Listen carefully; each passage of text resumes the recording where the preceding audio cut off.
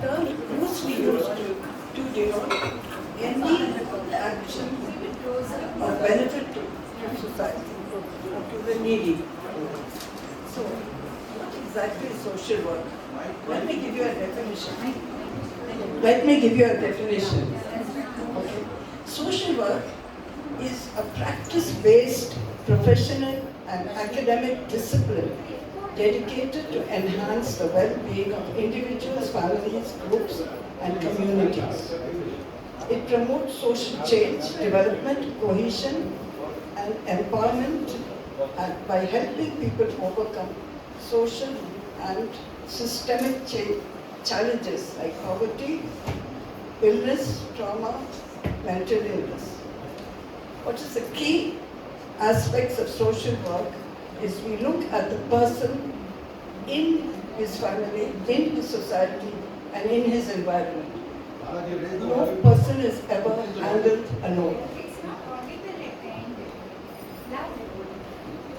Keep it closer. What are the core principles of social work? Human rights, social justice, and respect for diversity. There are three layers of social work. One is the micro layer, which is person to person, and that is the social worker and the person in his family with counseling, crisis intervention. The second one is the mezzo layer, which looks at groups and communities and people and organizations. And the third one is the macro layer, which goes all the way up to the people who form the ideas and the policies for the country. So these are the three layers of social work, and I have to tell you that I'm in the first.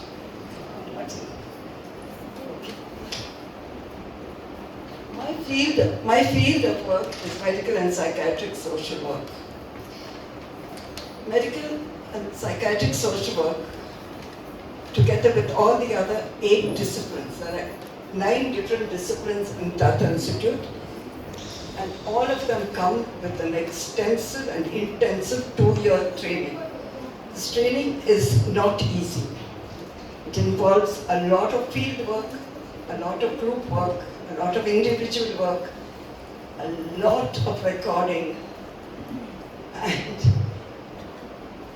consultations with your worker, with your guide.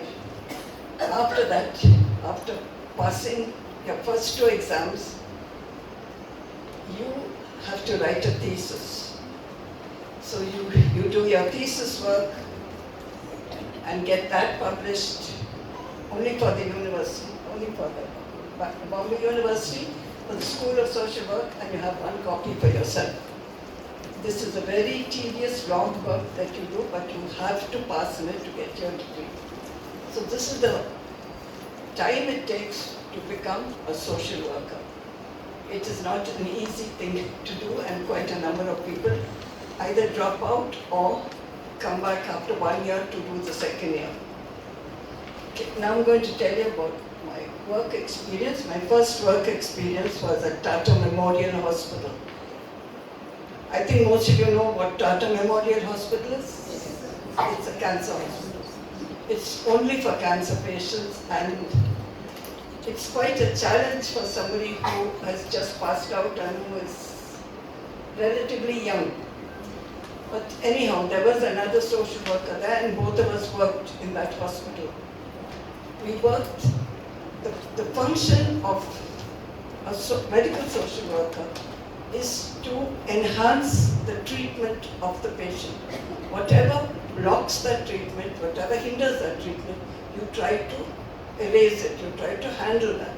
And this is what we did with these patients. And the government has given all TB patients and cancer patients help, that they pay only half the fare to go by rail. So we used to give that to the patients, and during that period of time we would look at the file and we would tell them the importance of whatever the doctor has told them. We would reinforce that, and especially the importance of coming back for checks. A lot of patients do not come back for checkups. If they are in Bombay, we will go to their homes and bring them back. If they are outside, we can only write letters and send another form for them to come back. So it was very hard work, very hard to see. The work was not hard, very hard to see the various cases of cancer. Even children in arms, with eye cancers, it was a very hard job to do. And I did it just for 6 months. It was a leave vacancy. So the next job which I did was only for 3 months. And that was in Mysore University, All India Institute of Speech and Hearing. It was just being set up, and it was a very interesting job, but I was there for only 2 months or so. I took away only one thing from that job, and that is the number of patients we had from Andhra, Karnataka, and Tamil Nadu compared to the rest of India. These 3 states, because of close marriages, inter-family marriages, have the highest rates of deaf and dumb children. And apart from being deaf, they are dumb because they are deaf. Apart from that, a lot of children are mentally subnormal because of this thing, and it is still prevalent in these 3 states. It is reduced slightly, but not enough.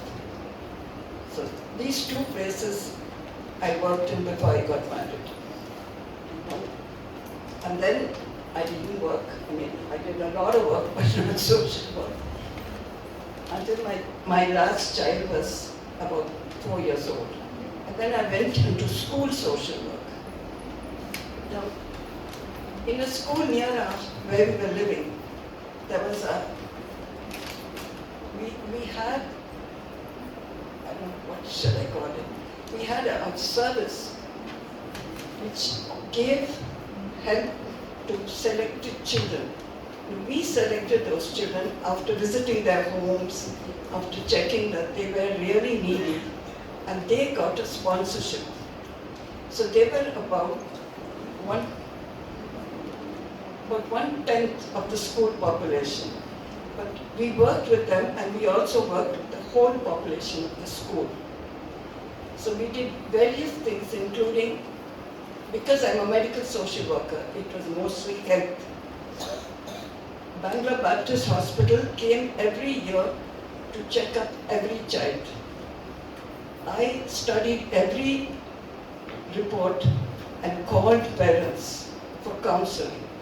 Maybe it was about diet, maybe it was because of some treatment, and we had a very good program. Because year after year they came and they worked with these 1,600 odd children of the school.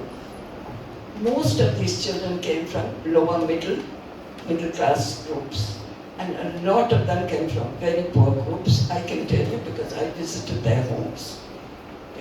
There was really no place for the child to open the copybook and the textbook. I don't know how those children learned. They sat on the ground and there was no place for 2 books.